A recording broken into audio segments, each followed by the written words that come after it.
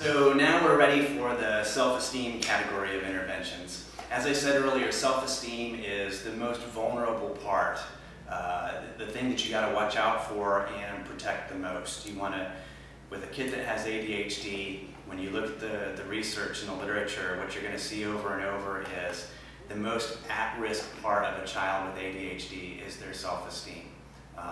So commonly with ADHD, we end up getting other disorders developing. We get conduct disorder, we get oppositional-defiant disorder, we get an anxiety disorder or obsessive-compulsive disorder, or we get depression. Those are called comorbid things. Those are things that develop when somebody has difficulty adjusting to their difficulty, okay? So self-esteem is how you think about yourself. One of the ways that I teach kids about this is I'll read this book with them. This is called Don't Feed the Monster on Tuesdays. This is a good one, and it starts out like this. It says, it happens every day. Some people look in their mirrors and scream, "Oh no! My nose is too long, my ears are too big, my eyes are too small, my mouth is too wide." There's lots of books about self-esteem. This is one that I use commonly. It's called Don't Feed the Monster on Tuesdays. And so it goes like this. This is how I teach kids about self-esteem and how you maintain it. It happens every day. Some people look in their mirrors and they scream, "Oh no! My nose is too long. My ears are too big. My eyes are too small. My mouth is too wide. I'm too tall, I'm too short, I'm too fat, I'm too skinny. I think I look like a nerd."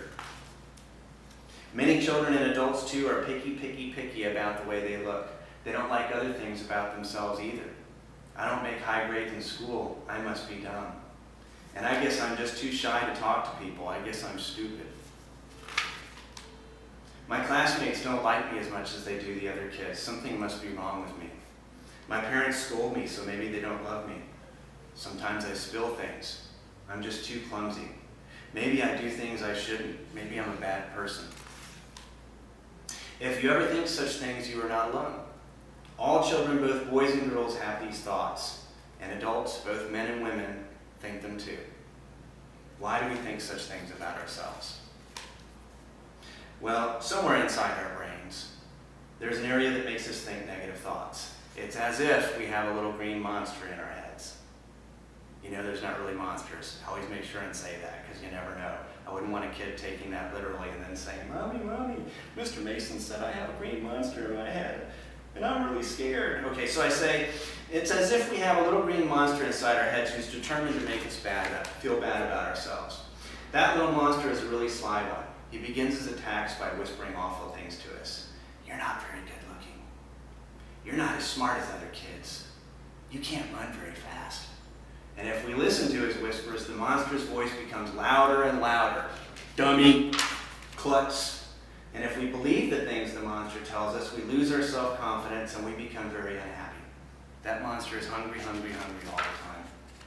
He likes nothing better than to take great big bites out of your self-esteem. Your self-esteem is how you feel about yourself. People who feel good about themselves and like themselves have a strong sense of self-esteem. And you can tell by the way she's holding her body. People who feel bad about themselves and don't like themselves have a weak sense of self-esteem. People with strong self-esteem have more confidence in themselves. They make better decisions. They're happy most of the time. They learn better. Our self-esteem is important in keeping us healthy too. The Centers for Disease Control estimate that 90% of our diseases and illnesses are stress-related. People who have weak self-esteem are frequently on the sick list, but people who have strong self-esteem don't get sick as often. And when they do, they usually get better faster. So where does a person get a strong sense of self-esteem? Do you buy it at the grocery store? No. You start getting some of your self-esteem when your mom and dad tell you they love you.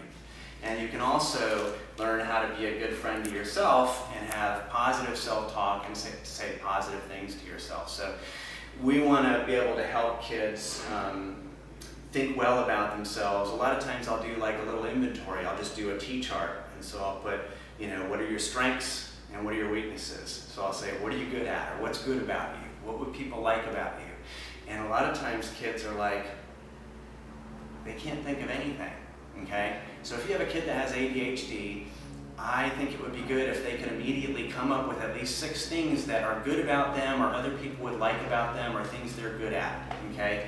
To help them, what we want to do is we want to make them into a vessel of resilience, okay?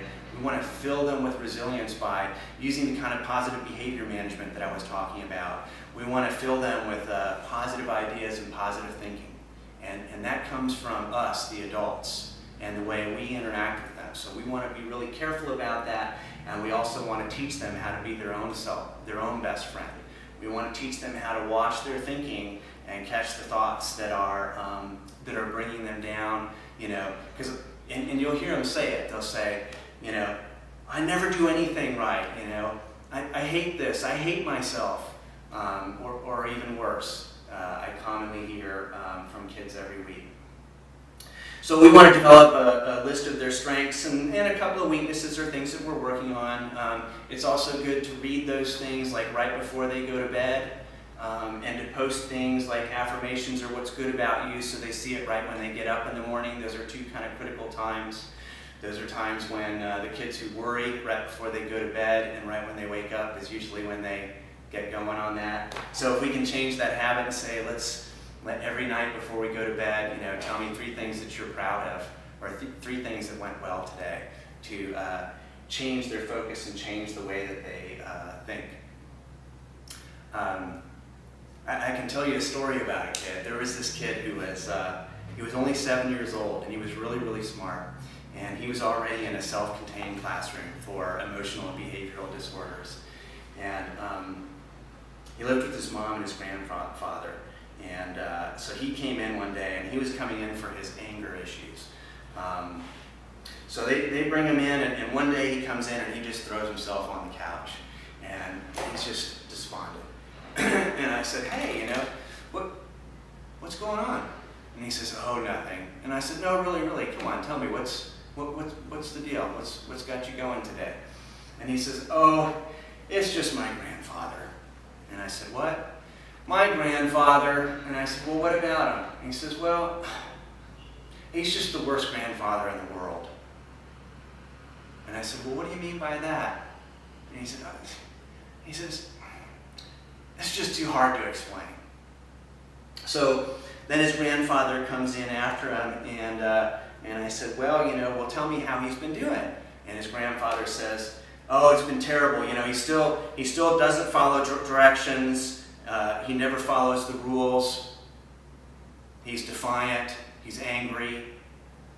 And I said, and he went on to tell me the story about how when they were at the Twin Lakes camp, he took his shoes off and walked in the mud after he was told he wasn't supposed to.